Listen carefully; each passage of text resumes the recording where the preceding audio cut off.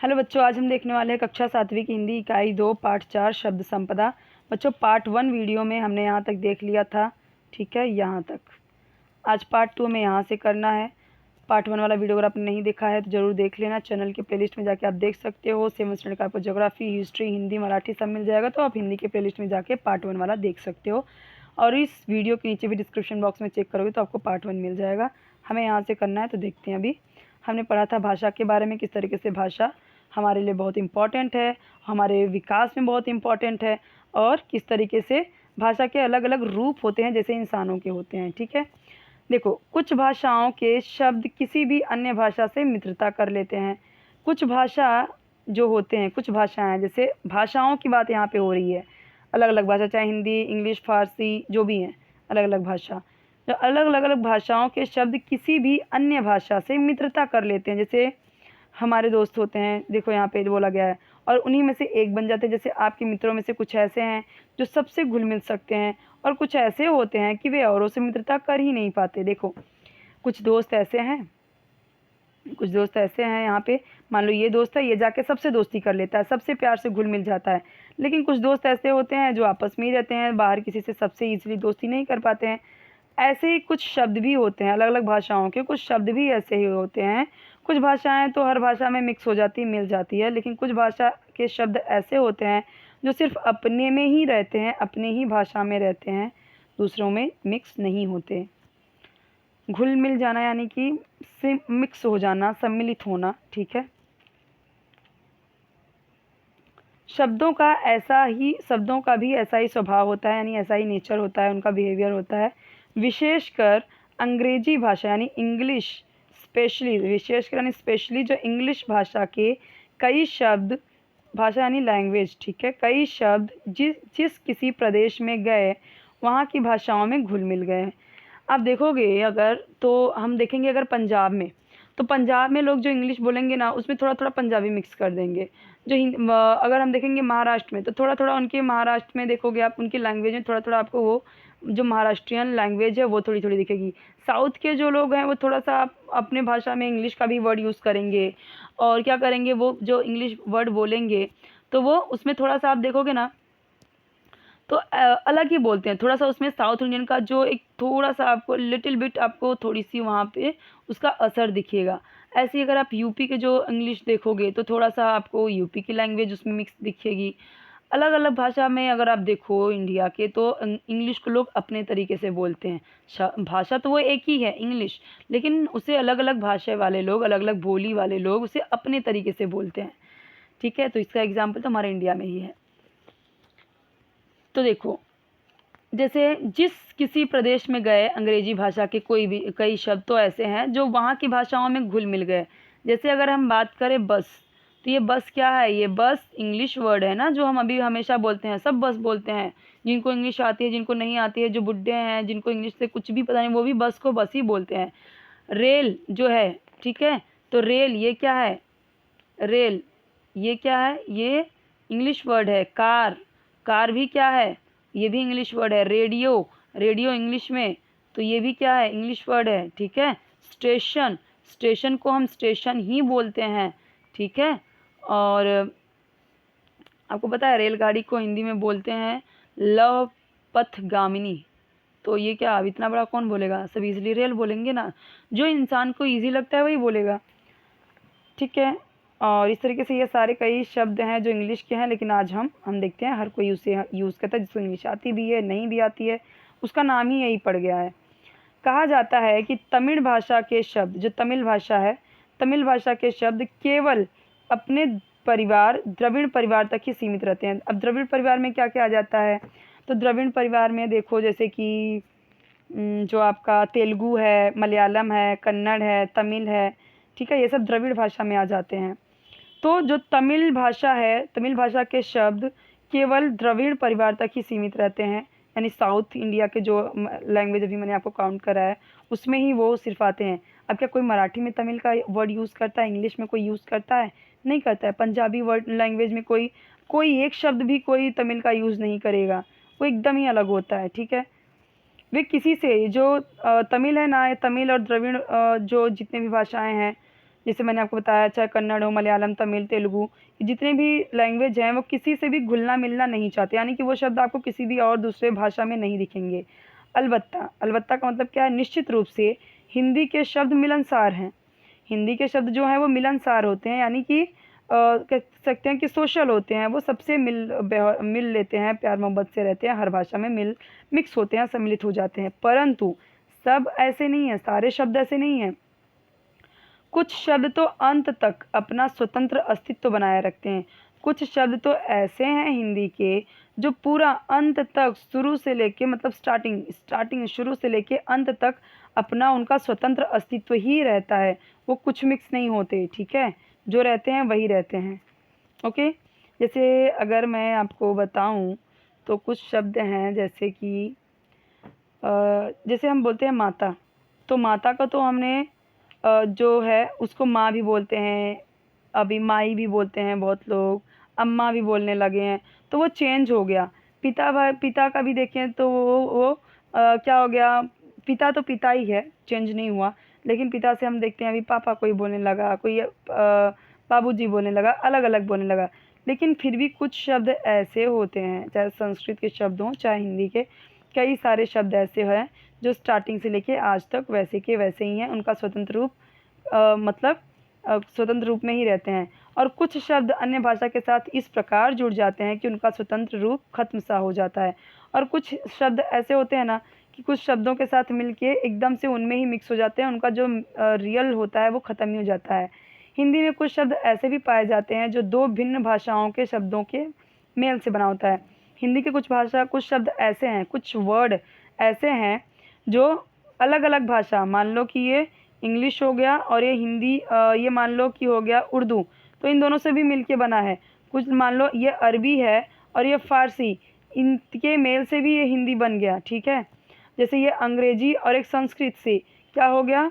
दोनों अंग्रेजी और संस्कृत, ठीक है, इंग्लिश और संस्कृत से मिलके एक वर्ड बना और वो हिंदी का वर्ड हो गया। जैसे देखते हैं, जैसे हिंदी संस्कृत से वर्षगांठ, अब ये वर्ष क्या है? ये तो संस्कृत शब्द है, ठीक है, और ये गांठ क्या है? ये हिंदी शब्द है।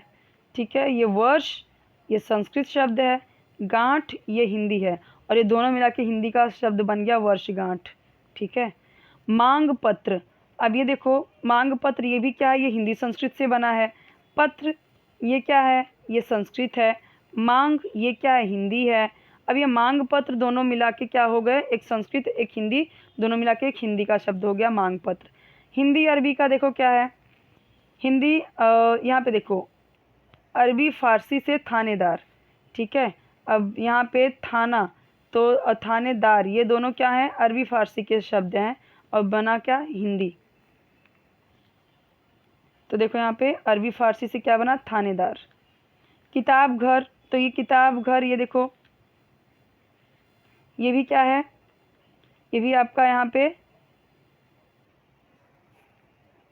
हिंदी अरबी से ही बना है। ठीक है, हिंदी अरबी से बना है किताब घर। अंग्रेजी संस्कृत से रेल यात्री, ये यात्री क्या है आपका? यात्री तो संस्कृत शब्द है और अंग्रेजी क्या है? रेल। रेडियो तरंग, अब रेडियो ये आपका क्या है?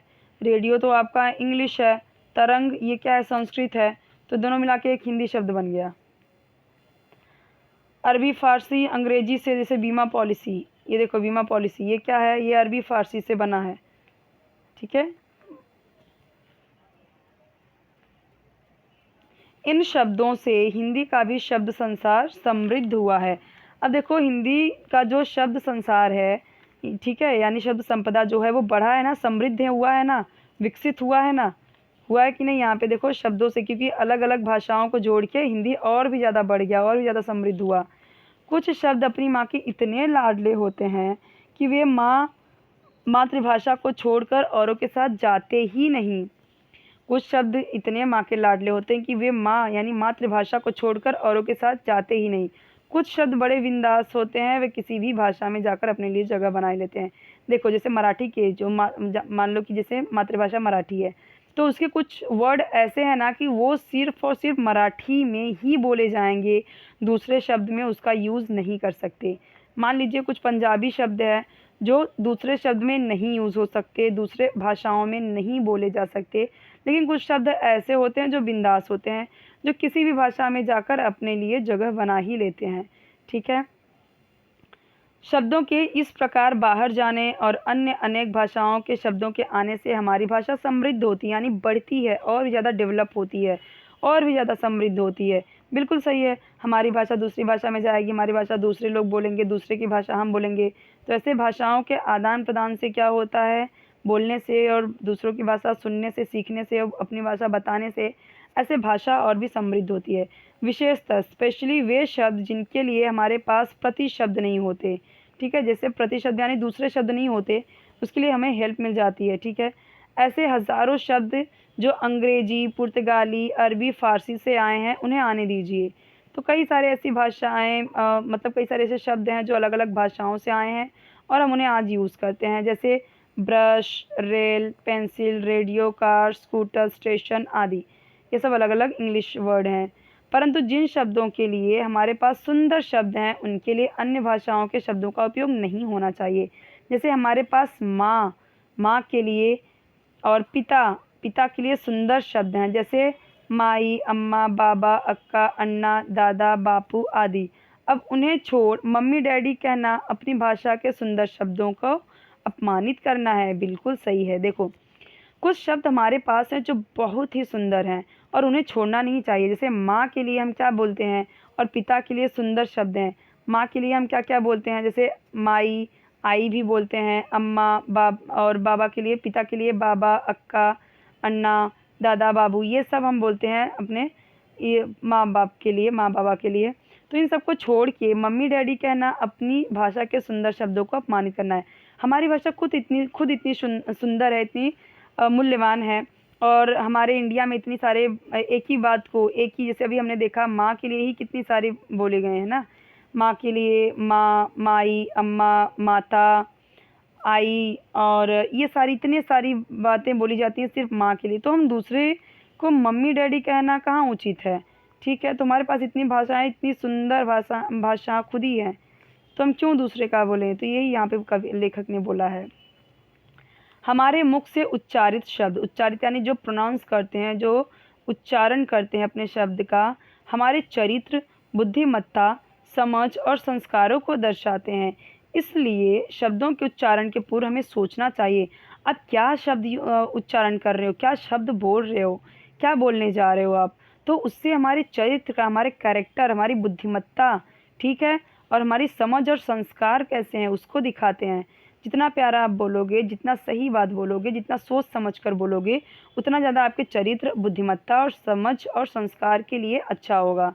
लोग आपको समझदार समझेंगे, संस्कार वाला समझेंगे, बुद्धिमान समझेंगे, चरित्रवान समझेंगे। ठीक है। सो कम से कम शब्दों में अर्थपूर्ण बोलना और लिखना एक कला है। तो ये एक बहुत बड़ी कला है कि आप कम से कम शब्दों में, कम से कम समय में कितना अर्थपूर्ण बातें आप बोलते हो और कितनी अच्छी बातें आप लिखते हो कितने कम समय में। एग्ज़ाम के लिए बहुत अच्छा है, कितने कम टाइम में आप कितना अच्छा लिखते हो, ये बहुत इंपॉर्टेंट है और ये एक कला है, आर्ट है ये। यह कला विविध यानी अलग-अलग विभिन्न प्रकार के पुस्तकों के वाचन से, जितना ज़्यादा आप अलग-अलग किताबें जितना वाचन करोगे यानी पढ़ोगे, परिश्रम से साध्य हो सकती है। तो आप इतने बुद्धिमान, कम टाइम में अच्छा बोल सको, कम समय में बुद्धिमानी अपना प्रदर्शित कर सको, अपनी समझदारी, अपने संस्कार दिखा सको। ये कब हो सकता है, कैसे हो सकता है? जितना ज़्यादा आप पुस्तक पढ़ोगे, जितना ज़्यादा परिश्रम करोगे, तभी वो आप सफल हो पाओगे, तभी आपकी मेहनत सफल हो पाएगी। मात्र एक गलत शब्द के उच्चारण से वर्षों की दोस्ती में दरार पड़ सकती है। बिल्कुल सही बात है। कुछ ऐसा शब्द आपने बोल दिया जो आपके दोस्त को बहुत बुरी लग गई, बहुत हर्ट हो गया, तो कितने पुरानी दोस्ती से दोस्ती जो हो, पुरानी से पुरानी दोस्ती, उसमें दरार पड़ सकती है। अब किस समय, किसके सामने, किस प्रकार के शब्दों का प्रयोग करना चाहिए, इसे अनुभव, मार्गदर्शन, वाचन और संस्कारों द्वारा ही सीखा जा सकता है। तो देखो, लेखक ने बहुत अच्छी बात की है बच्चों, किस समय, किसके सामने आप हो, आपसे बड़ा है कि छोटा है, कैसी बातें बोलनी चाहिए, किस प्रकार के शब्दों का प्रयोग करना चाहिए, कैसा अनुभव होगा उसका, मार्गदर्शन, वाचन और संस्कारों के द्वारा ही भाषाएं सीखी जा सकती हैं और उसे बोलने का तरीका भी। सुंदर, उपयुक्त और अर्थमय शब्दों से जो वाक्य परीक्षा में लिखे जाते हैं, उस कारण ही अच्छी श्रेणी प्राप्त होती है। अनाप शनाप यानी कुछ भी अनर्गल बातें, बेकार की बातें, जो बेकार के शब्दों का प्रयोग हमेशा हानिकारक होता है। चाहे आप बेकार के प्रयोग आप एग्जाम में लिखो या किसी से बोलो, वो हमेशा क्या होता है, हार्मफुल होता है, हानिकारक होता है, नुकसानदेह होता है। हानिकारक यानी नुकसानदेह होता है। प्रत्येक व्यक्ति के पास स्वयं की शब्द संपदा होती है। इस शब्द संपदा को बढ़ाने के लिए साहित्य के वाचन की जरूरत होती है। जितना ज़्यादा आप पढ़ोगे बुक्स, शब्दों के विभिन्न अर्थों को जानने के लिए, विभिन्न यानी अलग अलग अर्थों को जानने के लिए शब्दकोश यानी जो डिक्शनरी होती है उसकी भी ज़रूरत होती है। बिल्कुल सही बात है। टफ वर्ड आपको नहीं आता तो आप या तो टीचर से पूछते हो या डिक्शनरी में भी देख सकते हो। शब्दकोश का एक पन्ना रोज एकाग्रता से पढ़ोगे तो शब्द संपदा की शक्ति का पता चल जाएगा। शब्दकोश क्या होता है बच्चों, देखो जैसे ये शब्दकोश है, शब्द वाटिका शब्दकोश। तो जितना ज़्यादा आप इसको पढ़ोगे, मीनिंग समझोगे, उतना ज़्यादा आपके लिए अच्छा, उतना ज़्यादा आपका जो शब्द संपदा है वो बढ़ेगा। तो अब तय करो कि अपनी शब्द संपदा बढ़ानी है। इसके लिए वाचन संस्कृति को बढ़ाओ। वाचन संस्कृति यानी पढ़ो, ज़्यादा से ज़्यादा बुक्स पढ़ो, रीड करो, पढ़ना शुरू करो। तुम भी शब्द संपदा के मालिक हो जाओगे। तुम्हारे पास भी बोलने की कला हो जाएगी। कम समय में अच्छी बातें कर सकोगे, अच्छी बातें बोल पाओगे, कम समय में अच्छा लिख पाओगे एग्ज़ाम में, ठीक है। और लोगों को अपनी तरफ अट्रैक्ट कर पाओगे, लोगों को अपनी बातों से खुश कर पाओगे, ठीक है। कोई डाउट है कमेंट सेक्शन में पूछना, और क्वेश्चन आंसर का वीडियो तो मैं नेक्स्ट अलग से बनाऊंगी। और यहाँ तक हमारा लेसन था, हमने पूरा कंप्लीट कर लिया। 2 पार्ट में बना हुआ है, पार्ट 1 भी आप ज़रूर देख लेना। चैनल सब्सक्राइब करना मत भूलिए, वीडियो को लाइक करना मत भूलिए, फ्रेंड्स के साथ अपने ज़रूर शेयर करो, और अपने उनको भी बोलिए कि लाइक और सब्सक्राइब करने के लिए।